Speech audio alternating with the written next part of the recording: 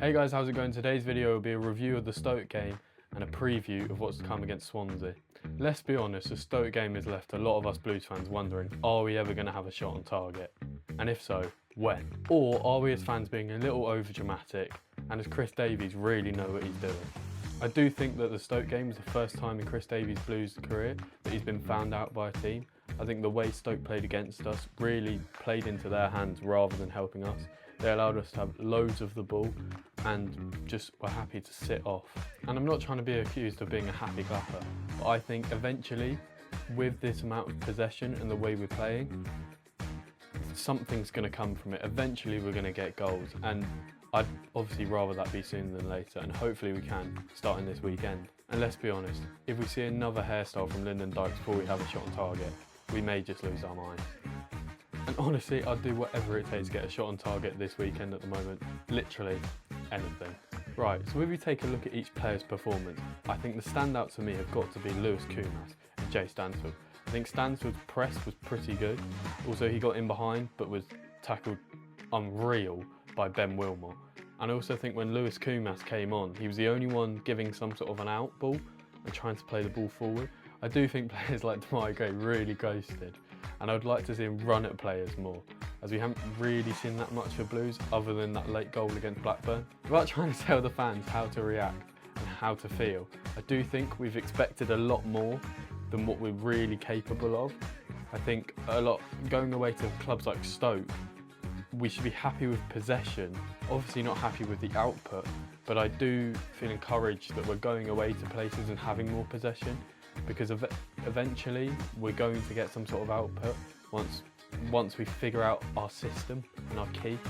I think a lot of the criticism about Saturday's performance was about the sideways balls, the lack of forward options, and I can understand that.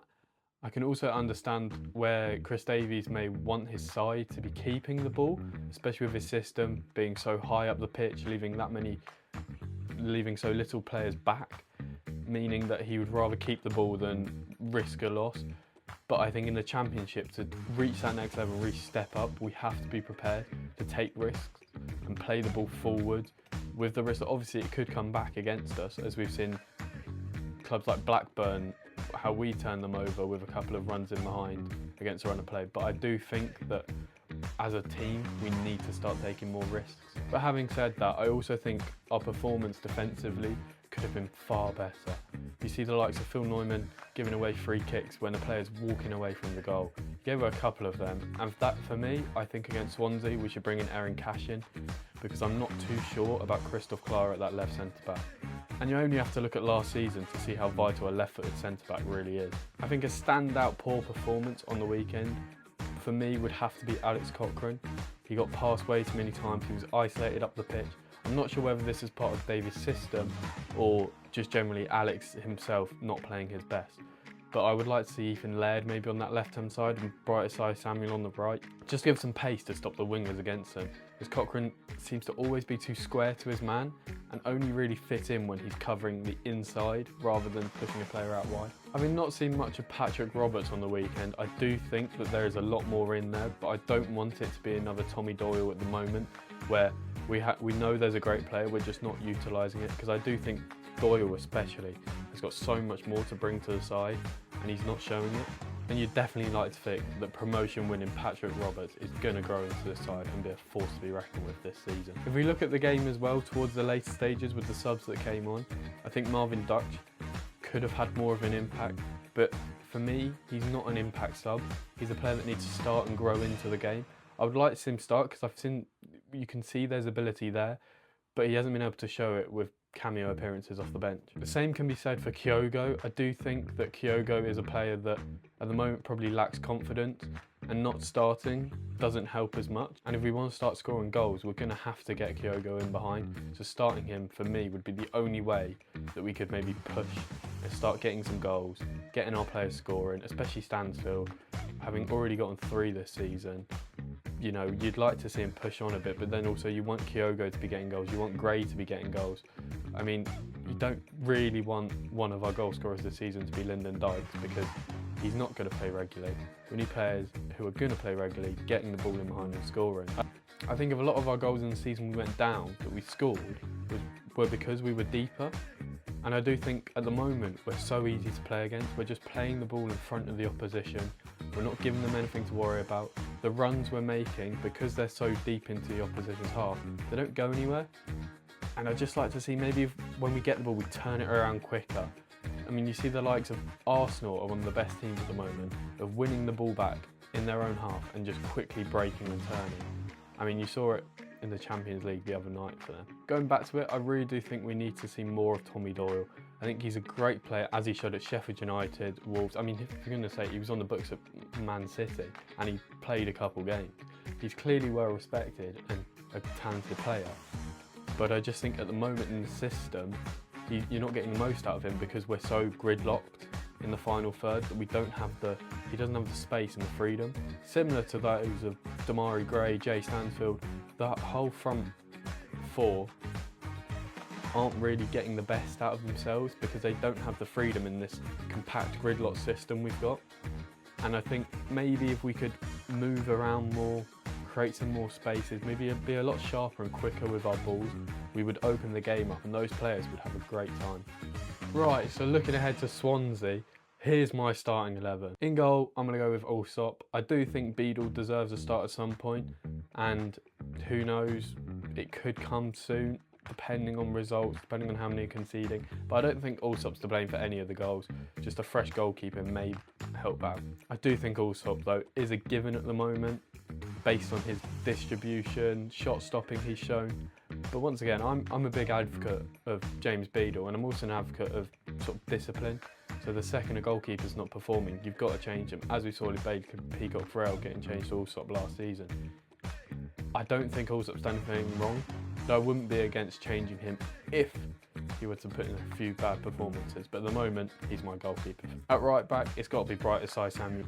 He played really well against Ipswich. He's played really well in all the games so far, and I think he's got to start. I mean, I understand why he didn't play against Stoke going away with Nigeria. So there were some players that had been away on national duty, so Chris Davies maybe didn't think they were up for it, or they weren't fit enough. But yeah, definitely a right back for me. Then as the two centre-backs, I think it might be a bit controversial. I've got right centre-back, I've got Clara, left centre-back Cashin. I think we need a left-footed centre-back. I think we limit ourselves so much to where we play the ball, and the ball was a lot focused on the right-hand side on Saturday. We weren't really able to switch it and play across, as we've seen in multiple League One victories last season. So I would definitely put Cashin in and Clara, because that left-footed centre-back also opens up balls over the top to people like Demarai Gray when he's on the left, which is much more useful than having Clara play a square ball left or right.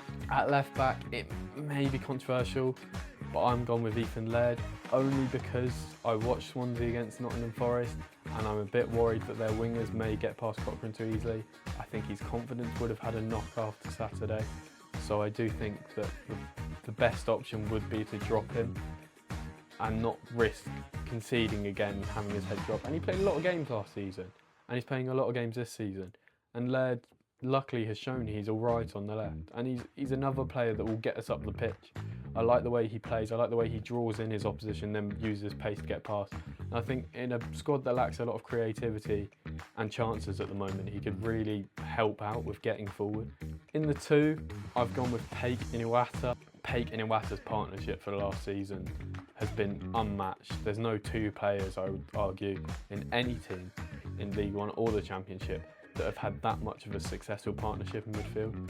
I do think, however, they know they've got their place and maybe could be a bit complacent, so I wouldn't be against seeing someone else come in eventually and maybe stir up the system.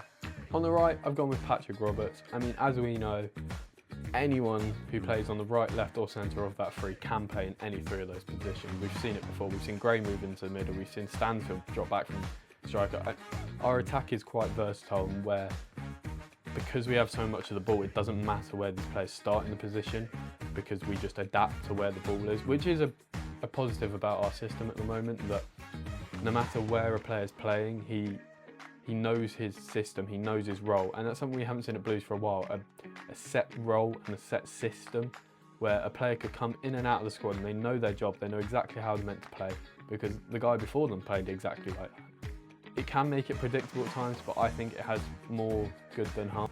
In the central attacking midfield, just behind the striker, I've gone with Dutch. I was thinking about Kumas, as I've seen him in interviews before, so he can play in the 10. And against Port Vale, he did drop in there at one point. I think Kumas is a very good player. I do worry about his ability to start games, as I haven't really seen that much of him starting games. Obviously, you're not going to know until you see it, but I, for now, would play Dutch, as he seems more of a starter player, someone that can grow into the game potentially. He also offers a different attacking threat if we have Stano or Kyogo up top. On the left, I've gone with Demarai Gray. I mean, he's been very good this season so far. I know we're only 5 games in, but when he has played, he's been encouraging, wanting to get the ball forward, and definitely not what some fans are saying past his peak. He's definitely growing into this side, but I do think he maybe needs to sharpen up and go at players more. I don't think I've seen him go at players enough and really cut into that right foot and whip it, as you've seen goals against Man City, etc. for Everton. Up front, I've gone with Stansfield. There's no real argument there. I think Stansfield at the moment is the better option than Kyogo. While you do want your players to be scoring, you can't take risks in playing players that aren't scoring just because you want to hope they get a goal. I think you've got to start Stansfield because you know he can score and he knows the system well.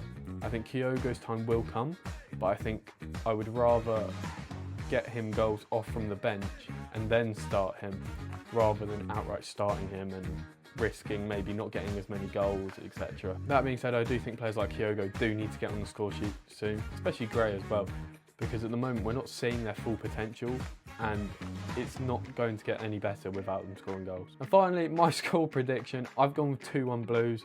I'm hoping that Davies can turn around the system. He's taken it all in from Stoke. He's recognised what went wrong, and maybe we could see some more attacking football. That being said, as well, Swansea have just played last night, as time recording this Thursday. So you would hope that maybe they're a little bit tired. But then again, they've also just beaten Nottingham Forest, coming off the back of a big victory. Not like anyone else has done that this season. Anyway. But yeah, I've gone with a 2-1. I mean, to be honest, a lot of Blues fans might be shocked at that. How are we going to score 2 goals? Don't ask me, alright? But I just know that the St Andrews crowd is good enough to pull the ball into the net if we have to. I mean, you will literally see people go onto the pitch and put it in the net if we don't get a shot on target the next few games. That's my score prediction. But I do think Swansea are a threat in front of goal, but I have to consider our home form and the fact that we've still not lost at home in the league. And I still don't see us losing at home. Obviously, I'm well within my rights to get standards correct, and you can come back and laugh at this when we lose 4-0. Then there'll be a different video of why Davies has got to go. Thank you for watching. This has been my first one of these. I thought I write a lot of match reports and pre-match reports, and so I thought that maybe a video would be able to help explain better. And I'm just trying out a new thing. Make sure to subscribe and like. I don't really like asking for that because, you know, you're well within your rights to not. But if you could leave a comment, maybe how you thought the video went, also your opinions, maybe something I can use in the next video to respond to, and any feedback would help. Anyway, thank you.